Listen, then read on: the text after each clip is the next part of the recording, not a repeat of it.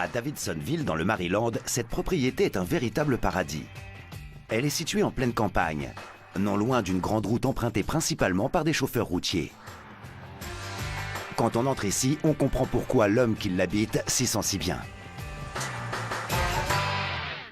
C'est Pastranaland, l'immense propriété de la star des sports extrêmes et légende des sports mécaniques, Travis Pastrana. Piranha, ramène l'adhésif. J'ai jamais vu une bécane rafistolée avec autant de rubans adhésifs. Regarde, ça tient bien. C'est pas vrai. Ça résiste au vent. Ça résiste au vent? Ouais. Plus qu'une maison familiale pour sa femme Lindsay, une skateboardeuse professionnelle, et ses 2 filles, Pastranaland est un terrain de jeu pour tous ceux qui osent prendre des risques. Ce complexe que tout le monde appelle Pastranaland regroupe un ensemble d'anciennes et de nouvelles rampes. On utilise des nouvelles technologies, des sacs d'atterrissage, de nouveaux angles d'approche. Si quelqu'un veut tenter quelque chose qui n'a jamais été fait, il y a des chances qu'il me contacte.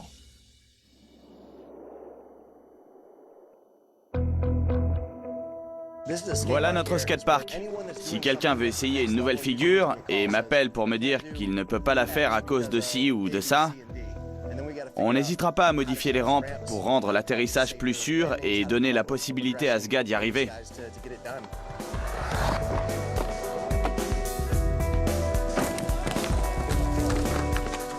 C'est génial! Échauffe-toi avec un 900.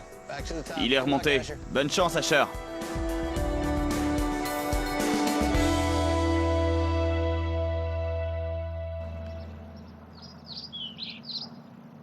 C'est le terrain de jeu de ma femme. Il n'y a pas beaucoup de personnes qui ont la chance de pouvoir faire ce qu'ils aiment. Et de le faire avec un partenaire aussi passionné qu'eux.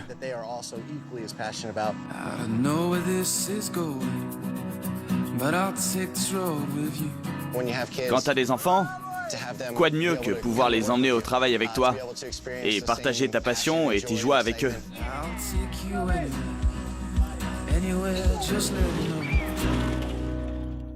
Pour un champion comme Travis Pastrana, les trophées et la célébrité ne sont rien en comparaison de la famille. Cette famille s'étend au grand cercle d'amis particulièrement proches, des amis qui ont tout vécu ensemble. Il me dit il faut que j'aille à l'hôpital. Je lui demande pourquoi. J'ai perdu un doigt. Alors mets-le dans ta poche. Pour certains, c'est de la pure gentillesse. Pour d'autres, c'est parce qu'il aime s'amuser. S'il a autant d'amis, c'est sans doute à cause de sa volonté de faire ressortir ce qu'il y a de meilleur en chacun de nous. C'est la meilleure histoire. Toute ma vie, j'ai cherché à me dépasser et à accomplir des trucs complètement nouveaux.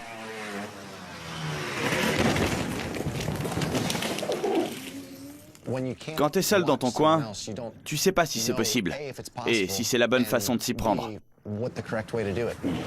Travis. Travis. On a des épaules déboîtées. Ça va? Elle est en place. Merci les gars. On a des chevilles et des genoux en miettes. J'ai eu 32 opérations en 32 ans. Après chaque opération, il y a du nouveau matériel qui rentre pour t'aider dans ta rééducation. C'est la salle où j'ai passé le plus de temps en tant que pilote. C'est ici que tu repousses tes limites. C'est ici que tu arrives à te dépasser et chacun de ces maillots a une histoire. J'ai toujours été stimulé par les gens qui disaient que c'était pas possible. C'est impossible, tu n'y arriveras jamais. La moitié de ces maillots appartiennent à des pilotes que je voulais battre, imiter ou encourager. Chaque maillot a une histoire dont je suis fier. Je suis aussi heureux quand un pilote a réussi à progresser. Récemment, Greg Duffy, un grand pilote de motocross, a réalisé son premier front flip ici. Il s'est entraîné et il est devenu champion du monde. Le désir de Travis d'aller de l'avant dans tout ce qu'il fait a donné l'envie aux autres d'aller au bout de leurs limites et de leurs peurs. Le champion des Nitro World Games Greg Duffy en fait partie. C'est le premier pilote de freestyle à avoir réalisé un double front flip.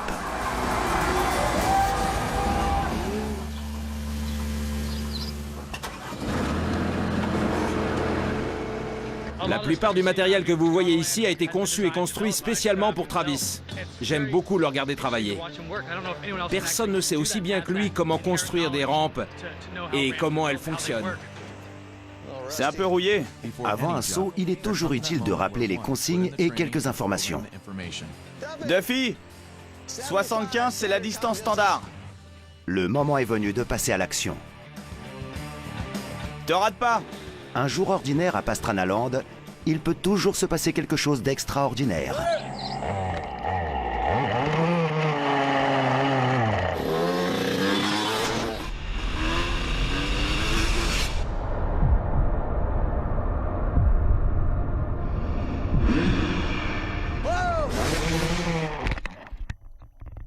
C'est pas vrai!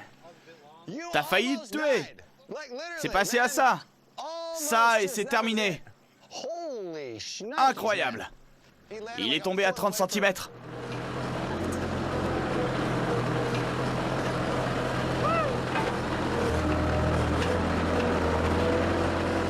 Tu t'es pas tué. Heureusement qu'il y a le bac à mousse. 1 mètre de plus et ça se serait très mal fini. Mais ça a été parfait.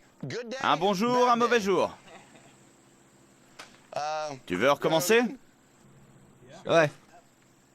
Va pas plus vite.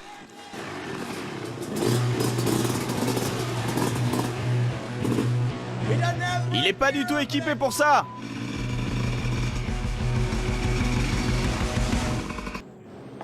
Il a perdu la protection.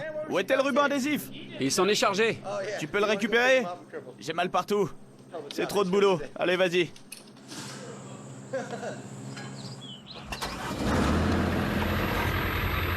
Où que l'on soit à Pastranaland, des signes sont visibles partout, qui nous montrent que c'est bien le terrain de jeu d'une icône des sports extrêmes. Tu pouvais pas l'éviter? Je l'ai pas vu. Ça va? Vous êtes vivant? Mais la meilleure façon d'apprécier ce complexe au milieu des bois est sans doute de le voir depuis les airs. Questo quella per me pari sono a quant'altre d'intorno mi vedo nel mio cuore l'impero non cede né ad una che ad altra beltà.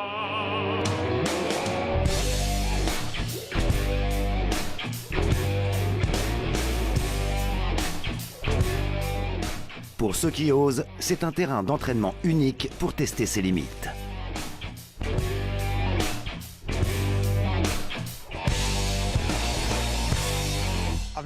Je connais Travis depuis une dizaine d'années et très récemment, je suis allé à Pastranaland. C'est un endroit assez intimidant parce qu'il a imaginé plein de trucs dingues, des grandes rampes et tout le reste. Je pense prolonger le plat de 30 cm là-haut. Ça te donnera un peu plus de stabilité. Ça donne une rampe verticale de 15 mètres de haut. Tu la prends à 80 et tu retombes au bon endroit. Travis est prêt à parier $1 sur tout ce qui peut en général te coûter la vie. Vous allez monter tous les trois sur cette moto. Et Kem Sinclair va vous faire un backflip. C'est sa confiance dans ses capacités à prendre la bonne décision dans les moments critiques qui fait de Travis une sorte de surhomme. Tout le monde ici a déjà vu Travis faire quelque chose de surhumain.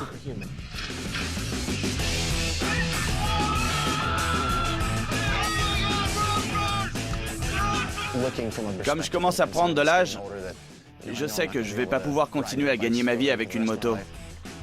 Mon objectif avec le Nitro Circus, c'est de continuer à présenter ces têtes brûlées et à donner à tous ces gamins, à tous ces jeunes pilotes, les bonnes infrastructures.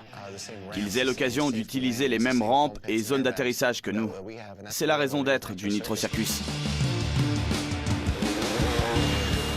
Pendant notre tournée mondiale, on essaie de révéler les meilleurs talents locaux dans chaque État, dans chaque pays. Quand on est en tournée, pendant 30 jours d'affilée, on est complètement sur les rotules. Mais à ce moment-là, quand on voit un de ces gamins qui donne tout,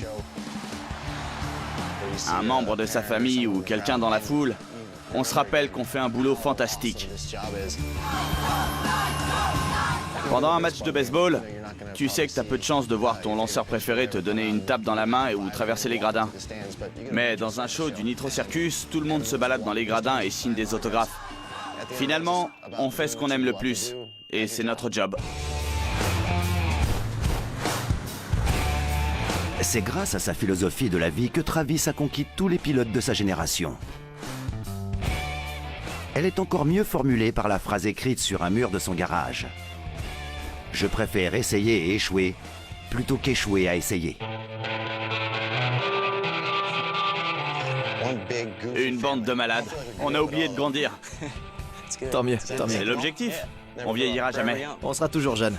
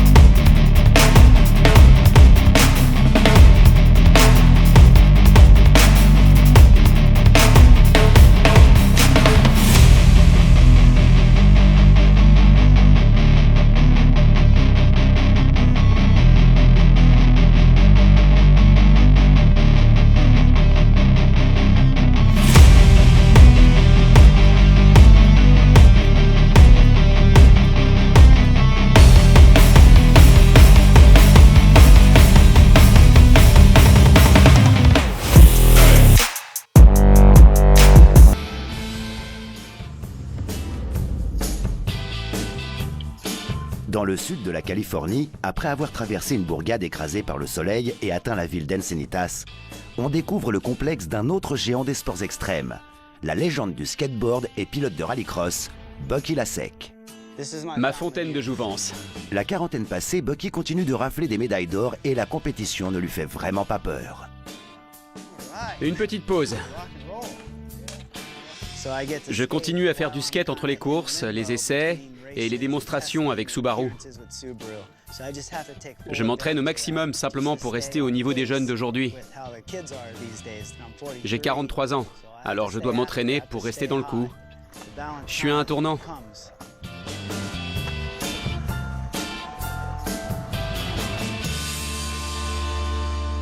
Sa volonté inébranlable de se dépasser lui a permis de devenir pilote professionnel. J'ai regardé Ken, Digan et Travis. J'ai vu tous ces types s'épanouir sur les circuits à l'époque où moi j'étais encore qu'un amateur. Je vivais en quelque sorte à travers eux.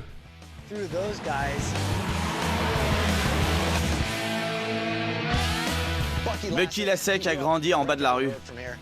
Il n'a eu aucun passe-droit. Il a passé beaucoup de temps à Daytona.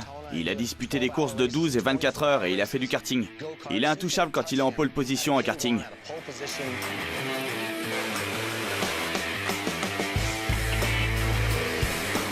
Si je suis rapide sur une piste de kart, c'est parce que c'est là que j'ai commencé. Je sens la vitesse dans les cuisses. Je sais intuitivement où je dois me placer et je n'ai pas besoin de connaître la piste. J'apprends vite. Je monte petit à petit en puissance pendant la course et je réalise le meilleur tour.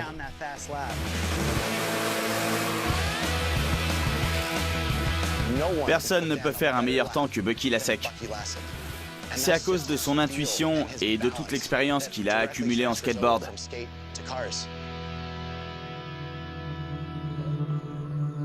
Quel que soit le domaine, Bucky Lasek continue d'apprendre, de construire, de se dépasser. Son esprit guerrier trouve le repos dans sa propriété du sud de la Californie. Des tortues et des poules, aux pistes de vélo et à la piscine, Bucky Lasek a offert à toute sa famille le rêve californien.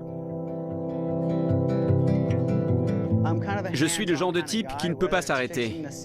Je fais aussi bien de la plomberie que de l'aménagement paysager. C'est moi qui ai tout créé. C'est moi qui taille tout et il y a 2 hectares. Dès que je peux, je m'occupe d'une partie de ma propriété. J'y vais morceau par morceau.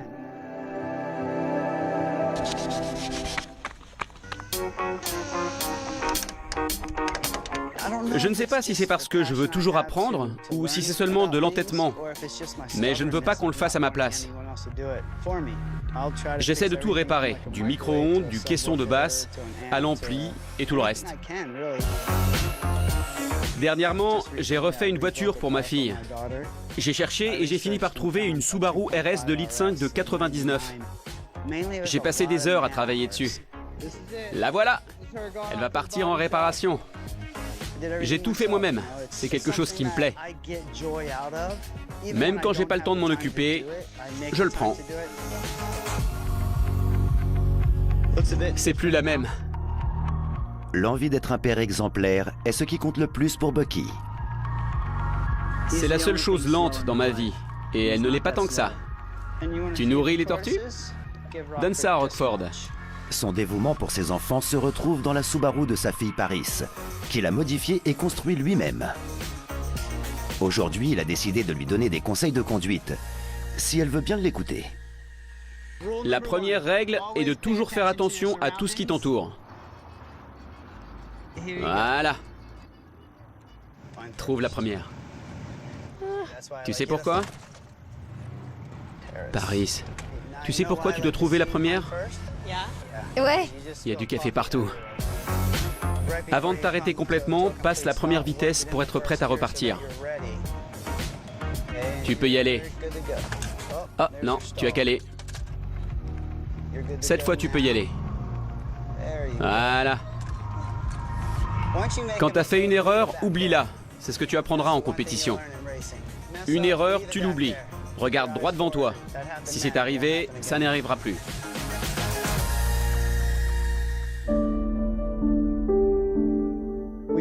On a acheté cette maison en se disant qu'on ne se séparerait jamais. Je voulais vieillir dans cette maison. Je me rappelle avoir parlé à Steve Astephen, mon agent, et de lui avoir dit en riant que ce serait génial d'installer un bowl ici.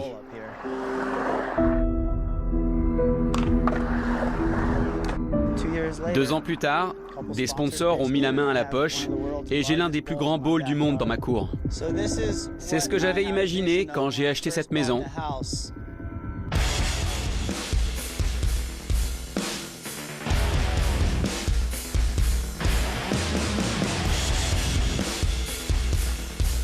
J'ai adapté tout ce que j'ai appris dans le skateboard au pilotage automobile. C'est la passion qui m'anime. Je suis maintenant arrivé à un stade où je veux prouver que je suis rapide et que je peux encore courir. C'est ma nature de compétiteur et on la retrouve dans tout ce que je fais, comme par exemple quand je fais des réparations. Je ne veux pas qu'on le fasse à ma place. Je veux pouvoir le faire. Je veux apprendre et progresser.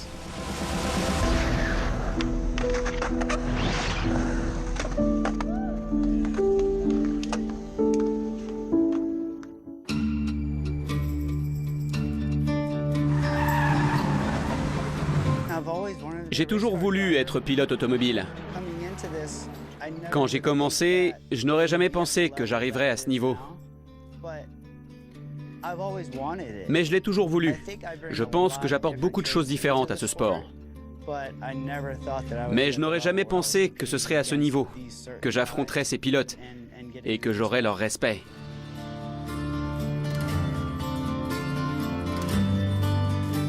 J'ai passé ma vie sur des pistes en terre. Mais quand on prend de l'âge, il vaut mieux avoir 4 roues. Je voulais continuer la compétition, mais j'étais trop mal en point. J'adore la compétition. Peu importe que ce soit le Big Buck Hunter de WC, le BB Foot ou un titre national en course automobile ou en motocross, je veux faire de la compétition. Je crois que j'ai beaucoup appris en rallye. J'ai exploité tout ce que je savais sur la terre et dans le domaine de l'adhérence. Je sais où trouver de l'adhérence et où freiner. Mes meilleurs rallyes ont été ceux que j'ai disputés sur la glace, la neige, dans l'obscurité, de jour, dans la boue ou sur gravier. Tout sauf sur l'asphalte. Que ce soit sur une moto, en supermoto ou avec des voitures comme le karting ou la NASCAR, je suis absolument pas dans mon élément sur asphalte.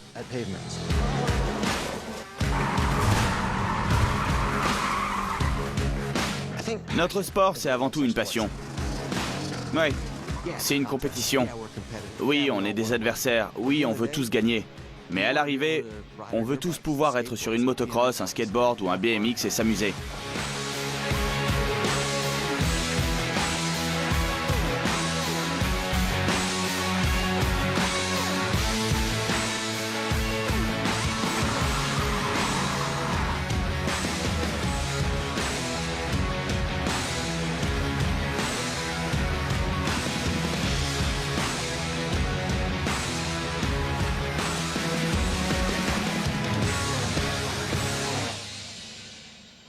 Super boulot!